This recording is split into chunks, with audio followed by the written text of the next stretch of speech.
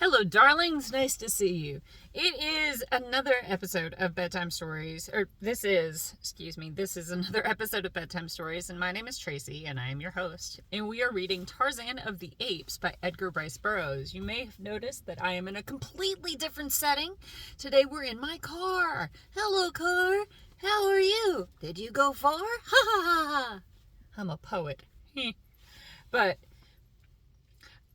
in the interest of trying to do one of these every single day, I got other stuff to do later, and I don't want to be exhausted trying to read this evening after everything else.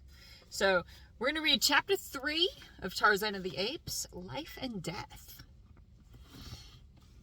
Morning found them but little, if at all, refreshed, though if it was with a feeling of intense relief that they saw the day dawn. As soon as they had made their meager breakfast of salt pork, coffee, and biscuit, Clayton commenced work upon their house, for he realized that they could hope for no safety and no peace of mind at night until 4 strong walls effectively barred the jungle life from them. Not effectively. Edgar Rice Burroughs he's from back in the day, and he talks a little funny. So the task was an arduous one, and required the better part of a month, though he built but one small room. He constructed his cabin of small logs about 6 inches in diameter, stopping the chinks with clay, which he found at the depth of a few feet below the surface soil. At one end he built a fireplace of small stones from the beach. These also he set in clay, and when the house had been entirely completed, he applied a coating of the clay to the entire outside surface to the thickness of 4 inches. Be a very heavy house. It's a tree house, if you recall.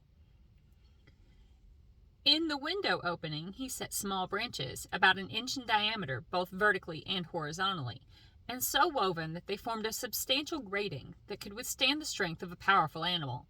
Thus they obtained air and proper ventilation without fear of lessening the safety of their cabin. The A-shaped roof was thatched with small branches laid close together, and over these long jungle grasses and palm fronds with a final coating of clay.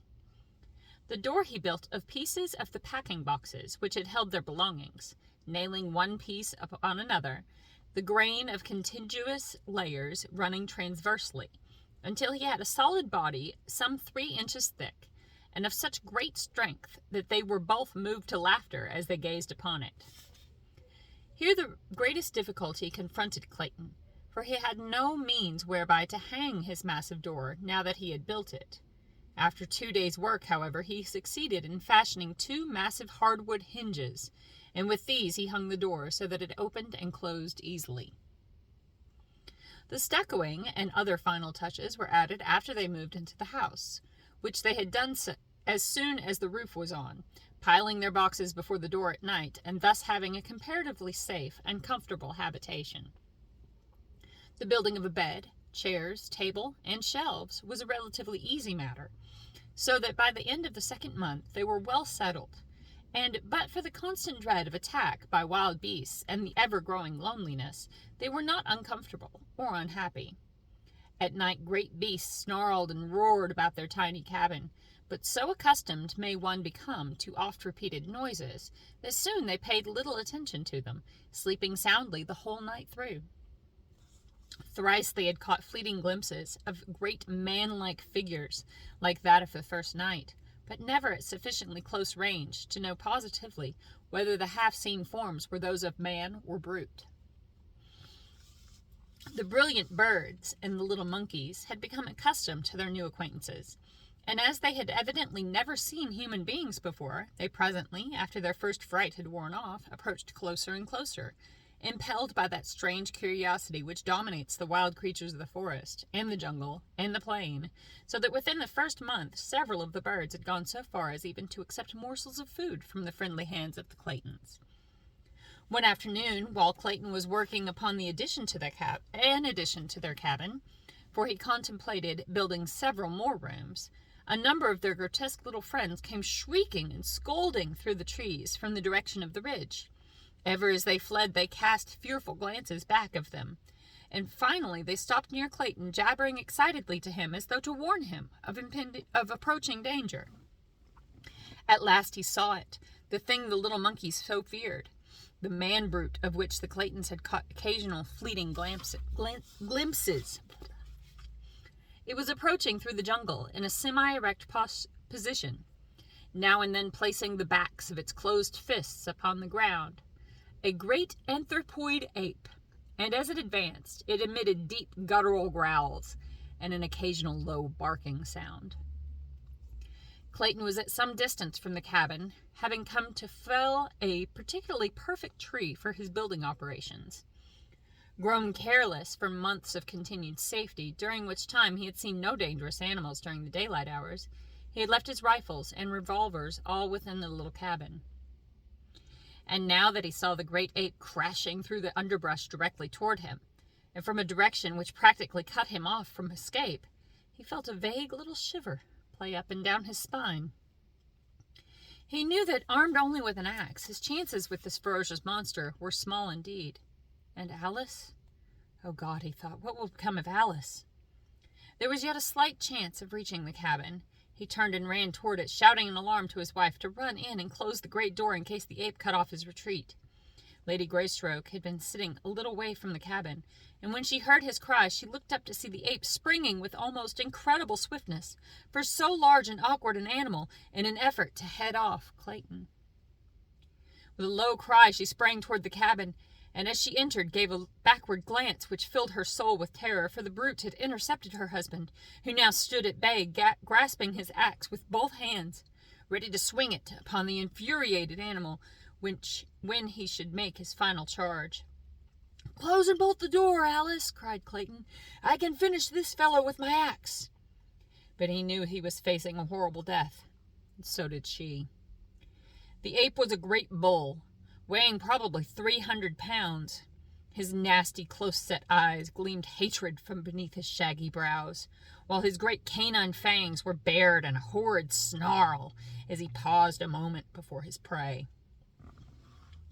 Over the brute's shoulder, Clayton could see the doorway of his cabin, not 20 paces distant, and a great wave of horror and fear swept over him as he saw his young wife emerge, armed with one of his rifles. She had always been afraid of firearms and would never touch them, but now she rushed toward the ape with the fearlessness of a lioness protecting its young. "Back, Alice!" shouted Clayton. "For God's sake, go back!" But she would not heed, and just then the ape charged so that Clayton could say no more. The man swung his axe with all his mighty strength, but the powerful brute seized it in those terrible hands and, tearing it from Clayton's grasp, hurled it far to one side. With an ugly snarl, he closed upon his defenseless victim, but ere his fangs had reached the throat they thirsted for, there was a sharp report, and a bullet entered the ape's back between his shoulders. Throwing Clayton to the ground, the beast turned upon his new enemy. There, before him, stood the terrified girl, vainly trying to fire another bullet into the animal's body, but she did not understand the mechanism of the firearm, and the hammer fell futilely upon an empty cartridge. Almost simultaneously, Clayton regained his feet, and without thought of the utter hopelessness of it, he rushed forward to drag the ape from his wife's prostrate form. With little or no effort he succeeded, and the great bulk rolled inertly upon the turf before him. The ape was dead. The bullet had done its work. A hasty examination of his wife revealed no marks upon her, and Clayton decided that the huge brute had died the instant he had sprung toward Alice. Excuse me. Gently he lifted his wife's still unconscious form and bore her to the little cabin, but it was fully 2 hours before she regained consciousness. Her first words filled Clayton with vague apprehension. For some time after regaining her senses, Alice gazed wonderingly about the interior of the little cabin, and then, with a satisfied sigh, said, "Oh, John, it is so good to be really home.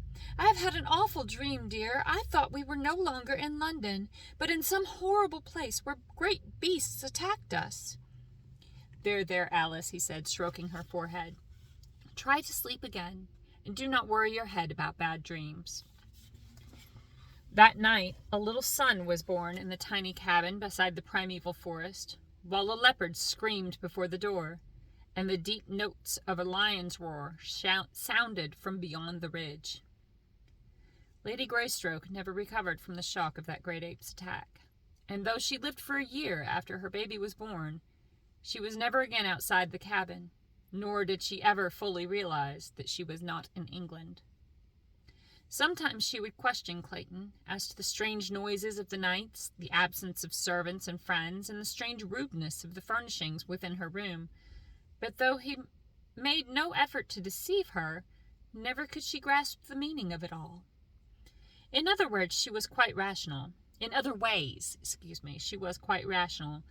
the joy and happiness she took in the possession of her little son, and the constant attentions of her husband, made that year a very happy one for her, the happiest of her young life.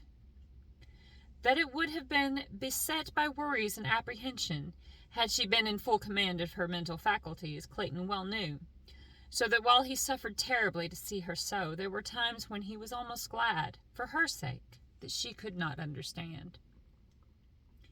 Long since had he given up any hope of rescue, except through accident. With unremitting zeal he had worked to beautify the interior of the cabin. Skins of lion and panther covered the floor. Cupboards and bookcases lined the walls. Odd vases made by his own hand from the clay of the region held beautiful tropical flowers. Curtains of grass and bamboo covered the windows, and most arduous task of all, with his meager assortment of tools, he had fashioned lumber to neatly seal the walls and ceiling, and lay a smooth floor within the cabin. That he had been able to turn his hands at all to such unaccustomed labor was a source of mild wonder to him. But he loved the work because it was for her, and the tiny life that had come to cheer them, though adding 100-fold to his responsibilities and to the terribleness of their situation. During the year that followed, Clayton was several times attacked by the great apes, which now seemed to continually infest the vicinity of the cabin. But as he never again ventured outside without both rifle and revolvers, he had little fear of the huge beasts.